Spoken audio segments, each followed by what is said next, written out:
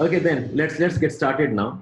We are doing energy sector, energy and electricity. Okay, I've moved on from resources, the sector in large. Now I think you understand. Okay, what are core sectors? Okay, so look at the importance here. Look at the core sectors. So core sectors may we have 8 of them. Okay, we have refining, we have electricity, we have steel, we have steel, we have coal, crude oil, we have natural gas, and we have cement, fertilizers. So 1, 2, 3, 4, 5, 6, 7, 8. And if you look at the weightage, refining sector has the largest weightage, approximately around 28.04%. Okay, I'm talking about the index of core industries. Refining sector has the largest weightage. Electricity sector has 19.85% weightage. Steel has 17.9% weightage. Coal has around 10.33. Crude oil has 8.98. Remember the sequence. So this is more or less the sequence of the weightage. And these core industries, they account for approximately 40.27% of IIP, Index of Industrial Production. Okay, so core industries account for 40.27% of IIP. Now, why I'm discussing this is that in the core sector and in overall industrial production, there is a disproportionate weightage of energy related components. Ab dekho, okay, refining is more or less related to energy, electricity is direct energy, coal, oil, natural gas. These are directly related, and to that refining, if you can also add with fertilizers. So directly, art may say 1, 2, 3, 4, 5 are directly related to the energy sector. Okay, that's what I'm trying to emphasize. The performance of the industries, the performance of the core sectors, and overall contribution to the GDP, this has a very high disproportionate amount of contribution. If you look at electricity, the installed capacity is approximately 368 gigawatts of power. I'm talking about the latest one.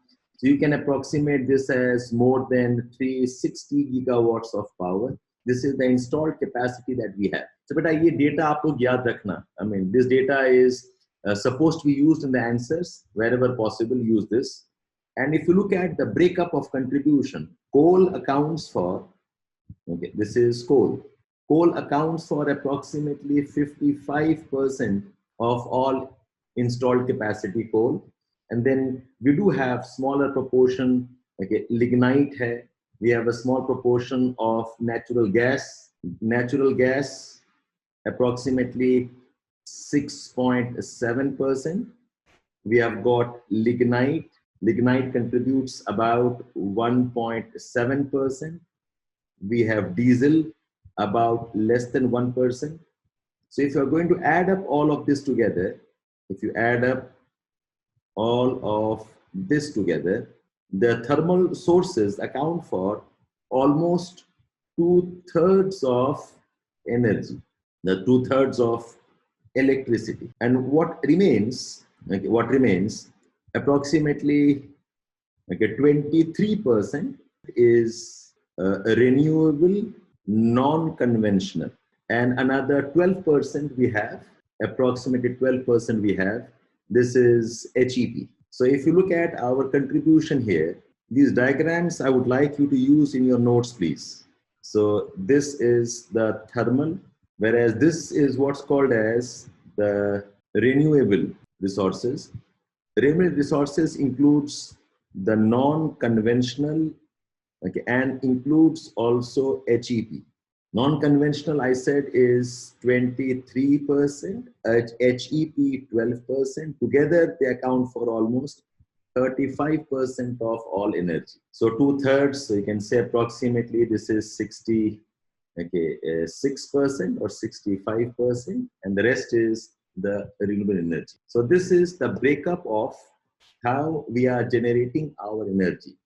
The installed capacity is 368. Now I want to elaborate on this. What are the components? So, okay, talking about the renewable one, this comes under the Ministry of New and Renewable Energy Resources. Okay, MNRE. Renewable energy resources includes, this is excluding HEP. What all this includes? This includes solar, this includes wind, this includes biogas, it also includes small hydro.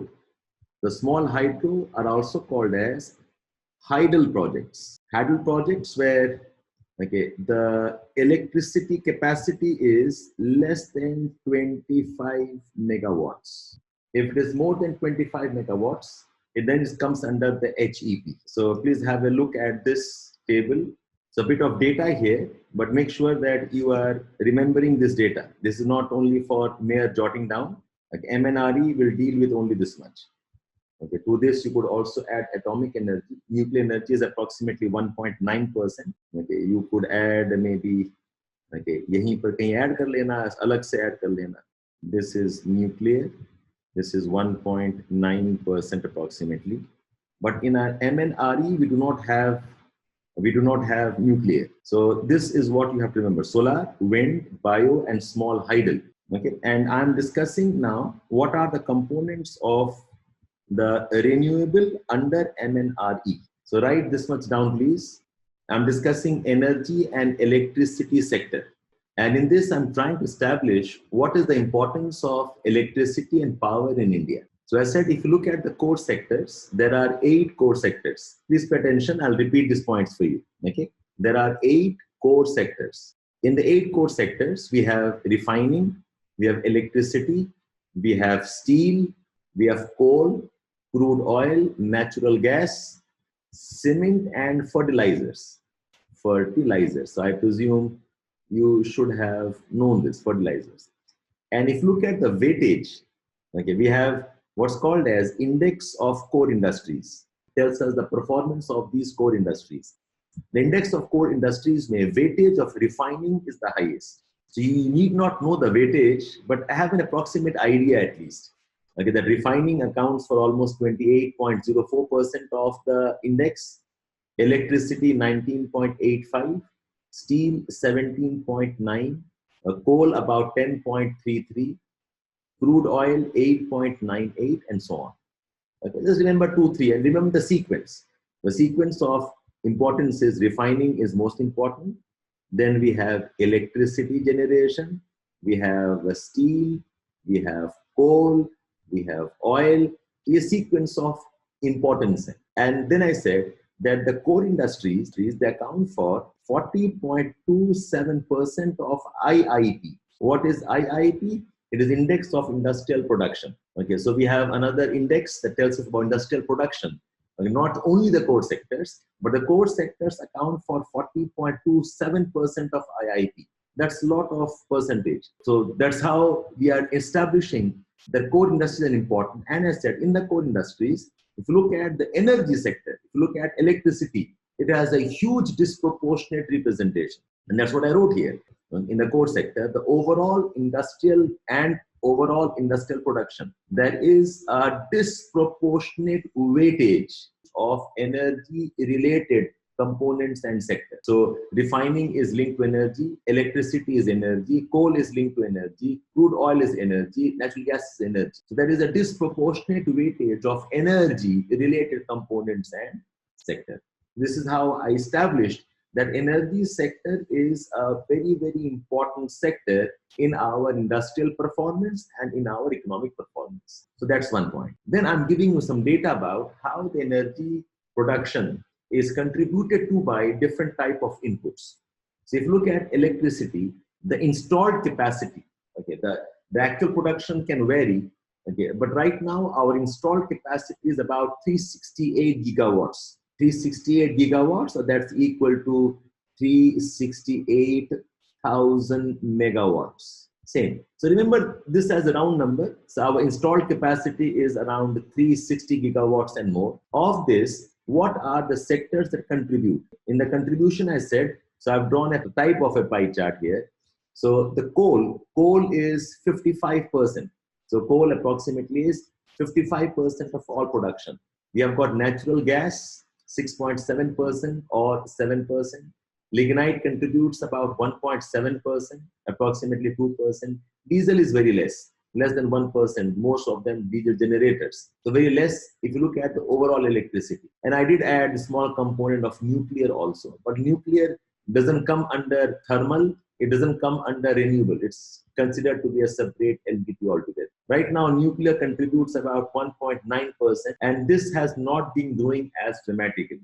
Okay, much of the growth of energy is happening in the renewable energy sector. So in the renewable energy sector, we have got two components. One is the non-conventional energy, and we have HEP. HEP is also considered as renewable, but it is not a part of non-conventional. Non-conventional is something which have not been part of our energy production historically. These are new. These are the new components. So 23% of energy comes from, or electricity comes from, the non-conventional resources, and 12 comes from HEP. Together they make up what's called as renewable. So renewable energy is non-conventional and HEP. Dono milakar. So HEP is 12% and non-conventional is 23%. Together about 35% is contributed by the renewable energy resources.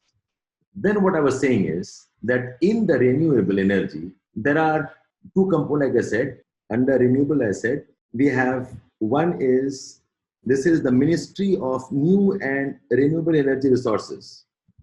Okay. This is, what is MNRE? MNRE is Ministry of New and Renewable Energy Resources.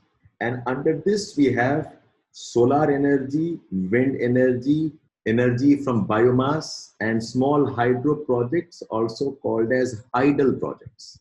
And they come under this one. The MNRE does not include HEP. Renewable also includes HEP, but HEP comes under Ministry of Power. When we say renewable, what I mean by this? Renewable is HEP, and renewable is also the non-conventional one. The hydel projects are very small HEP projects which have a capacity of 25 megawatt electricity generation. Okay, so if it is larger than 25 megawatts, then we classify that under HEP. Otherwise, it comes under the hydel projects. So remember these two ministries, okay? Ministry of Power that deals with HEP, and Ministry of New and Renewable Energy that deals with solar, wind, okay, energy from bio and hydel projects.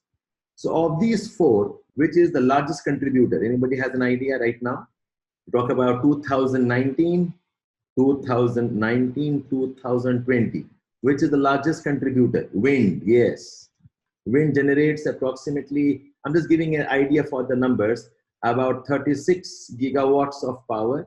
And this is approximately 10% of power installed. Then we have solar. Solar approximately 34 gigawatts hai, and this is about 9% of the installed power. Apart from this, we have energy from the biopower. Biopower is much less, about 2.7 to 3% hai, and hydel contributes about 1.3%. So this, some of you can make a mistake. Okay, some of you can consider solar is highest. As of now, solar is not the highest. As of now, wind energy is the highest under non-conventional. 36 gigawatts of power, and that's approximately 10%. But remember that solar is a very fast growing sector. And talking about bio, so does anybody know what all comes under the bio, okay, the sources of power. Okay, is basically a method of gasification of organic and bioproducts. So I'm talking about, yes, there's largely okay, plants and animal waste. And also, it includes waste to power. When I say waste to power, I'm talking about municipal waste, municipal solid waste, and also sewage. So the bio sources of power, this essentially is, I said, gasification of organic and bioproducts. We're looking at plants and animal waste, and also waste, okay, to power. Waste to power includes conversion of municipal solid waste and sewage into power. So these two things. So if I list down quickly on this, so under plants and animal waste, we're talking about rice husk, we're talking about coconut shells. We also talk about straw, the byproducts of cotton industry, plus also bagasse. I hope you know what bagasse is. When you're crushing the sugar cane, the dry mass that remains behind is called as bagasse, plants and animal waste. So all of this together. And do you know when the gasification is done, what is produced? Okay, what is produced is something called as syngas from the biological products from the bio waste gasification. From bio waste gasification, what we produce is syngas, okay, basically a short form of synthetic gas. And from this we produce what's called as SNG, okay, synthetic natural gas. It's also called as producer gas. We produce syngas and we produce producer gas. And this syngas gets converted into what's called as, okay, synthetic natural gas. It can be used directly. So this syngas can be used directly, or it can be converted into SNG or some forms of methanol. So just a bit of idea, okay, and this is all related to the biogas production. Okay, so this is more from your point of discussion of GS. Okay, what is this source? What are the components that we use, and what do we get? So remember this term. Remember this term called syngas, producer gas, and what is SNG? If you look at gas pipelines, we have got LPG pipelines, we have got CNG pipelines. Now, when this gasification becomes better, we will require SNG pipelines also. Okay. Byproducts of cotton, yes. Okay, cotton remains, cotton stalk, okay, cotton ginning, all the biological products can be put together, some bacterial action. So byproducts of cotton, we've got straw, agriculture straw, what we have, rice husk, coconut shells, we also have cow dung and so on. So this totality is one of the important source. And we say ये जो waste to energy है, जो waste to power है, this waste to power is used for largely, I said, municipal solid waste and sewage. We're looking at a lot of urban waste, okay, lot of waste coming from homes, domestic waste, kitchen waste. So all of this together. Okay? So this plus this together becomes the component of the energy from biological mass. So these 2 pages we are done. Now I will take you through quick small discussion across the specific sectors. So here we go again here. So now let me quickly discuss something about the solar. Now talking about solar energy. Now solar energy is of 2 types. Solar energy 2 types. One is what's called as photovoltaic cells, PV technology. Other is the solar thermal, where you have got large containers. They are like boilers. The solar energy can heat that water, and the water can be used, okay, So solar thermal is not the more important. The PV, the photovoltaic, in this we use batteries. In this we will use silicon wafers. In this we will use glass sheets, and these can be installed both as part of grids, and they can also be rooftop installations. Okay, so the promising sector is this one. Okay, I do not know if you have seen this technology or not. In the solar thermal, this is a very old technology. Okay, where they would concentrate the solar energy to one place. Okay, and that would ultimately end up boiling the water. The solar thermal is old one, but solar thermal is not the main discussion. Our main discussion is around PV, where the solar energy. So solar thermal does not convert directly into electricity. It basically heats water. The PV jo hai, this converts. So this basically what happens is the solar energy gets converted into electricity. So this is what we are talking about. And this requires photovoltaic technologies. It requires batteries for storage, lithium batteries. It requires silicon wafers, semiconductors, silicon wafers. Silicon wafers are more or less imported for India. It requires glass sheets. Glass sheets is very important. You'll have to have silicon wafers, the silicon chips, over which you lay down the glasses. Okay, glass component is the most important, is a heavy component of these PV technology. Okay, and installations can be in the grid. Grid is the regular network where all the electricity distribution gets linked. So this can be installed as a part of grid installations. They can also be installed as a part of rooftop installations. They can be installed as a part of grid installations, also as a part of rooftop installations. If you look at the potential for solar, India has more than 300 days of clear sunny conditions. It has more than 300 days of clear sunny conditions. And the solar energy incident is equal to approximately 5 trillion kilowatt hour. So the potential for India is huge. Like India is, the point here is that India is a tropical country. India is a tropical country. Even if half of India is in subtropics, by and large, the climate is tropical country. So the potential is we have more than 300 days of clear sunny skies, and the solar energy incident is approximately 5 trillion kilowatt hours. So that's an idea about the potential here. And in 2009, some facts here, 2009, we started with Jawaharlal Nehru National Solar Mission. In 2009, we started with Jawaharlal Nehru National Solar Mission. And the objective was to generate 20 gigawatts of power by 2022. 2009 में ये programme launch किया गया.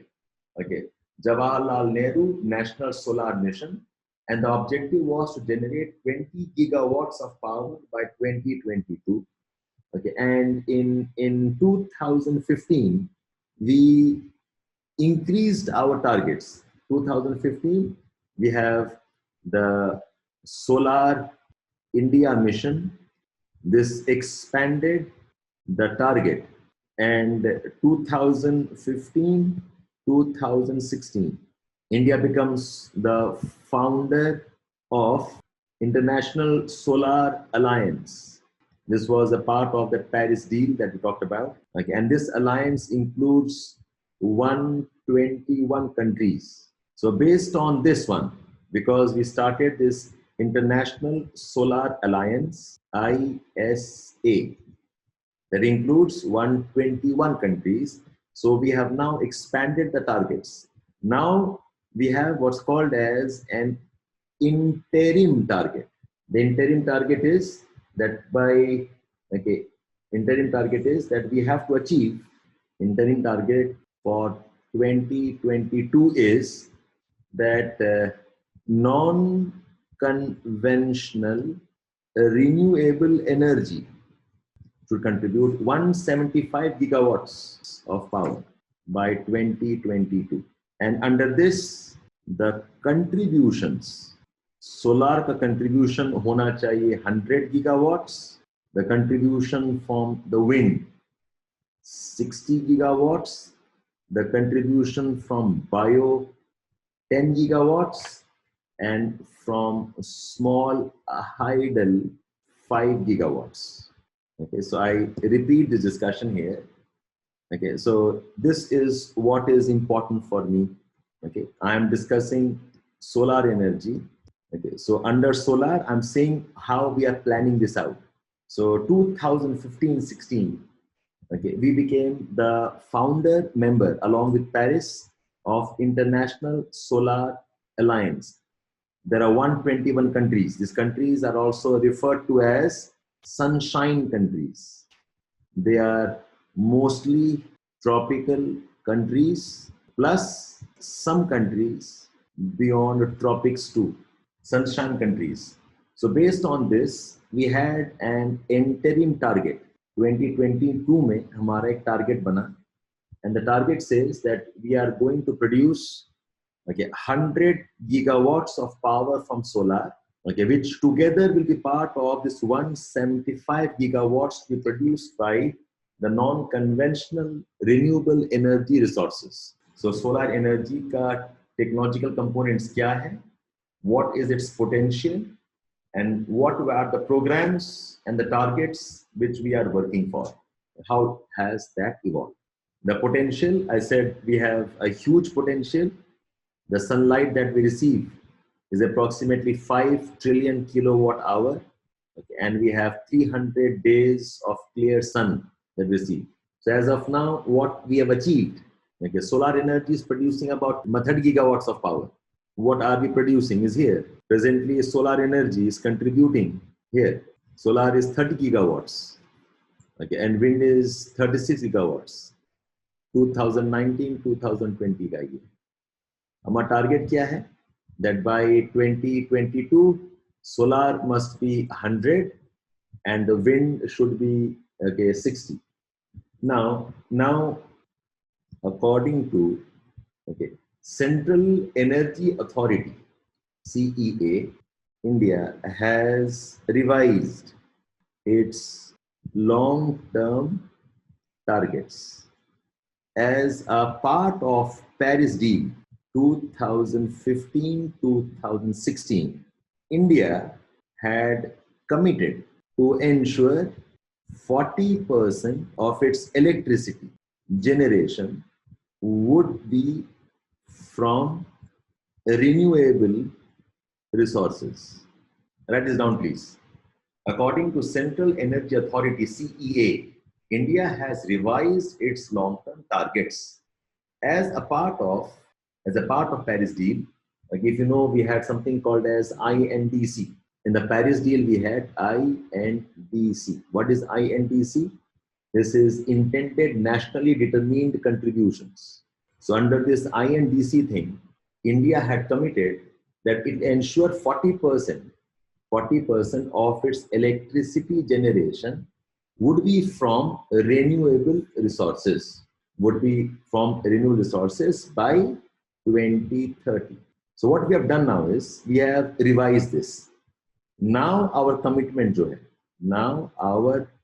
commitment is that by 2027, India will generate 57% of its electricity. That's approximately 275 gigawatts. 75 of its electricity from renewable resources. So this was an important discussion here. According to Central Energy Authority, CEA, India has revised. हमारा ये target पहले था. This was the target earlier. That by 2022 we will produce 175 gigawatts from the renewable resources. This was my earlier target. That by 2022 we'll produce 175 from renewable, of which solar would be 100 gigawatts. Now we are revising this.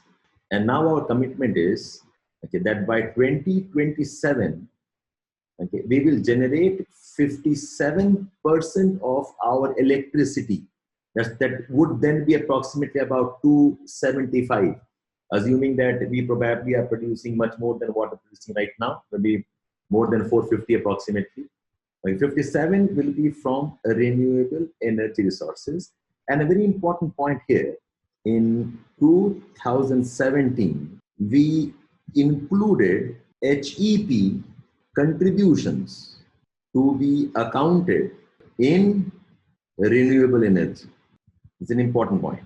In 2017, we included HEP contribution to be accounted in renewable energy. देखो renewable का ना दो part है. मैंने कहा one is the non-conventional part, which is solar, which is wind, which is the bio, which is hydro. Okay, and we kept HEP separate. So in our commitments initially, HEP is not added initially. But 17 May, what he said is that now we will start adding HEP contribution also, and not simply solar, wind, and the rest. And that is how we want to achieve this 275. So ये 275 में we are including contributions from HEP also. So solar तो है ही important, but HEP is also now included as a part of our renewable energy targets. Okay, so I was discussing solar, but ये सारा linked है. How our, okay, because all of this started from the Paris deal. Paris deal and this concept of your International Solar Alliance and INDC. And that's how the whole story is linked. Now, just some facts here. What are the important solar installations? Installations and parks. By the way, remember that India is among the largest solar powers in the world. Okay, it keeps on changing, fourth power, third power. So exact numbers zarurat nahi hai. You may remember that India is among the largest ones. And we have got very large farms. Okay, very large farms may, to give an idea, one is the Bhadla Solar Farm, BHADLA, Bhadla Solar Farm, Solar Park rather. This has a capacity of more than 2,200 megawatts. Like this among the world's largest है. ये भी largest है, Bhadla Solar Farm. और एक है Pavgada, PAVAGADA, Pavgada Solar Park. Okay, this is in Karnataka. This has a capacity of more than 2,000 megawatt. And then we have another very large one is Kurnool Ultra Mega Solar Park. So these are among the very large ones. Okay, remember 3-4 names, the important solar installations and parks in India is among the largest. Bhadla Solar Farm. In fact, Bhadla and Pavgada, both of these are among the largest of the world. Now, quickly, what are the challenges related to solar power? The challenge 3-4 categories mein hai. Okay, number one is land acquisition. We need approximately 1 square kilometer, that is about 250 acres, for 40 to 60 megawatt installation. So land acquisition is a very big challenge. The second important challenge is maintenance. Maintenance is very important. The cleaning of the panels, repair of the panels. The third major challenge is batteries. Batteries and जो technology for silicon wafers हैं. Silicon wafers basically silicon chips हैं. Silicon wafers and silicon chips हैं, which are able to convert the solar energy into electricity. And batteries which are stored. Okay, so most of these batteries are lithium batteries. The batteries and silicon wafers, these are mostly imported. And in recent times, because of dumping and WTO restrictions, India hasn't been able to develop domestic production of this, develop domestic manufacture. That's one. And third concern that we have is the problems of grid connection and distribution. So because of the tariff policies, solar power companies are not finding solar ventures as profitable. Right now, I mean, we can talk about this that presently solar power is among the cheapest in India. Okay, it has come down to the cost is between rupees 3 to rupees 2 ho chuka hai per kilowatt hour. The solar power is increasingly cheap. A mechanism of what's called as reverse auctioning has been introduced. The problems related to land acquisition, 1 kilometer square chahiye approximately for 40-60 megawatt installation. Maintenance, cleaning of panels and repair is very expensive. Batteries and silicon wafers are mostly imported. China is the largest producer of all of this. The products and China is one of the big producers. Germany is another very big producer. Even US is a good producer. China has been resorting to a lot of dumping. So batteries and silicon wafers are mostly imported in recent times because of dumping and WTO restrictions. I do not know if you know this or not. India has lost its case related to subsidies for Make in India. Okay, so it was challenged by China and US, and India lost its case. So India cannot support its domestic production with subsidies. So there are WTO restrictions because of which India hasn't been able to develop its domestic manufacture. So we are largely dependent on the imports. So WTO restrictions and dumping problems when the price have changed in the manufacture. We have not been able to develop our domestic manufacture. Domestic manufacturing, the local industries are facing huge losses. I guess that is the problem here we have. And we have problems related to grid connection and distribution. So the tariff policies, the way the policies are set up, it is not very profitable for private players. And that's one reason why solar energy is now getting constrained. In fact, in the last 2 years, last 1 year rather, the government is coming out of the solar primacy. It says that we already have produced more than we should have. Now we need to go slow on the solar energy now. So this is part of energy. It's part of your energy generation resources. Okay, it's part of your industrialization, Make in India projects and the rest. So presently, the solar power is among the cheapest in India. The cost is about rupees 3 to rupees 2 per kilowatt hour. In some cases, cheaper than what we're producing otherwise from coal or even from HE. This much of answer is good enough. What is solar power? What's the potential for India? What are the issues related to its production challenges and the conclusions here? So that takes care of solar more or less. Okay, that's good enough for our answer in our geography if asked. Okay, but if you want GS economy discussions, you'll have to get into a bit more detail.